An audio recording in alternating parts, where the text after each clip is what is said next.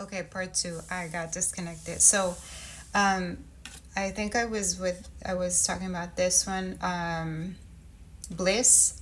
So for this eclipse, I feel like there's a lot, like I said, it's an upgrade. It's a healing upgrade. It's a big transformation, and we're receiving a lot of courage. That's what I said. We're receiving a lot of courage, a lot of wisdom, and a better connection and a stronger connection to God, source, universe, whatever you call God. But there's this upgrade is really, if you didn't feel it in April, I feel like now it's going to be stronger, and there's a greater connection to the universe. Like I said, there's a bigger sense of oneness, a bigger sense of connection with everything around us, and with God, with ourselves. So there's a deeper emotional healing that this eclipse is having, a deeper understanding of ourselves. And when we understand ourselves, we have a better understanding of our environment, of the universe, of nature, of Mother Earth. Um, so yeah, this is going to be very healing, very emotional. I feel like this is a very emotional. Um,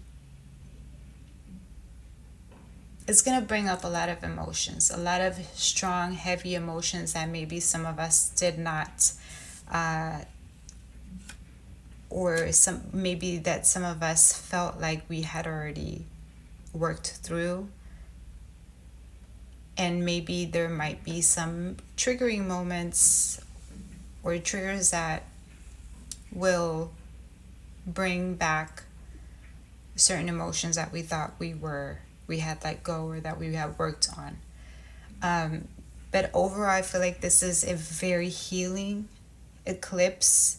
Like I said, just because it's healing, and just because it's healing, it doesn't mean that it's going to be easy. But overall, I feel like the benefit of this is going to be so much more greater for ourselves as individuals, but also for society. There's a big upgrade for society. And even for the eclipse in April, I said that there was a big, I think that I said there was a big upgrade for how we connected to the environment, to Mother Earth, to nature. And I feel like that still holds for this eclipse. We're just learning how to work with energy, because all of this is just energy. I believe that is just energy. And we're learning to read all this energy. We're learning to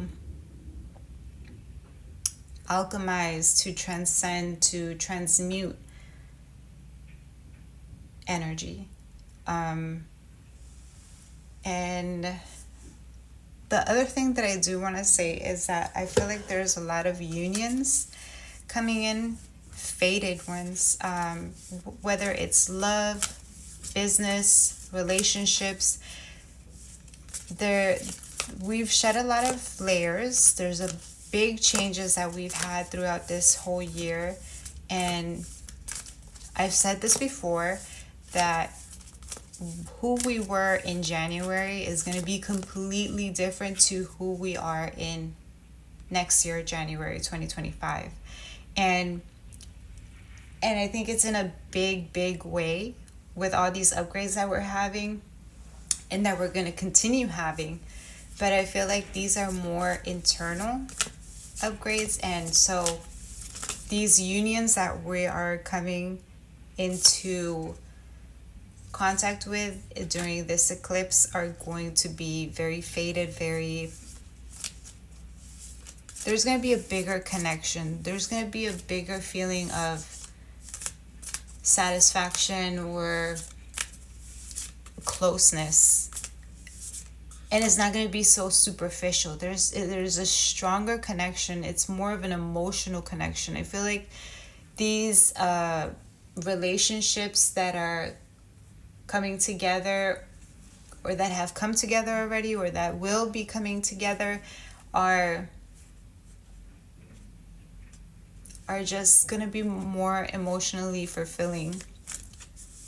And since we are um,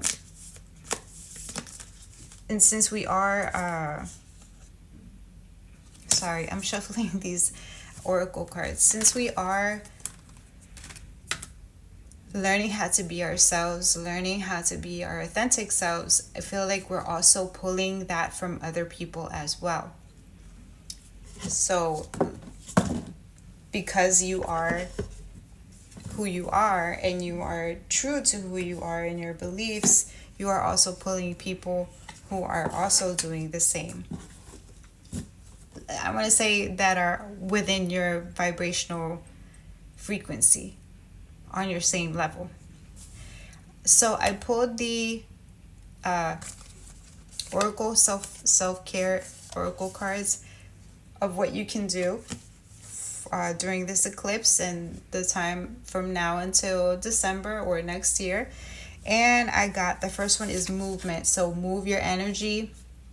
That's a great way to transmute any negative energy, to move any emotions any energy that's stagnant within the body. Yoga, dancing, just moving your body, going out for a walk is great. Running, whatever you feel is necessary, or that makes your body feel good, is something that you should be doing during the eclipse or throughout this time. Build strength. So I feel like this is building strength internally and externally. So again, moving your body, maybe taking boxing, taekwondo, whatever it is that you want to do, so you can physically feel strong, but also emotionally strong. Maybe therapy, maybe shadow work is something that would be great during eclipse season, from now until the end of this year, until next year. Shadow work. There are a lot of workbooks that you can do on your own if you don't want to go into therapy, or if therapy is not for you, that are very helpful in terms of working on your inner self and your emotions. And then the other thing that I got is clear your energy field. So clearing your energy field, maybe taking a bath, cleaning your house, decluttering, throwing away old things that you don't need or that you don't use. Not throwing away, okay, not throwing away, maybe recycling, donating it, or repurposing things so that you can use it in another way, but just clearing out any stagnancy, any negative energy, anything that's not helping you anymore, that's just weighing you down. And that also goes into movement and building strength. So those are just some things that you can do from now until the end of this year for this eclipse, that I feel like are really going to help you get the most out of this energy that we have going on. And like I said, there's nothing to be afraid of. There's nothing to fear. These are all upgrades for us, for the environment, and it may not be easy, but we can do it.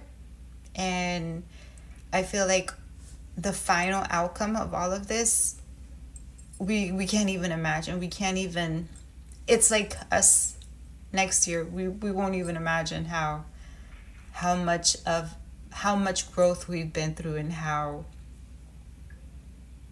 different in a positive way we are. So yeah, that is all I got.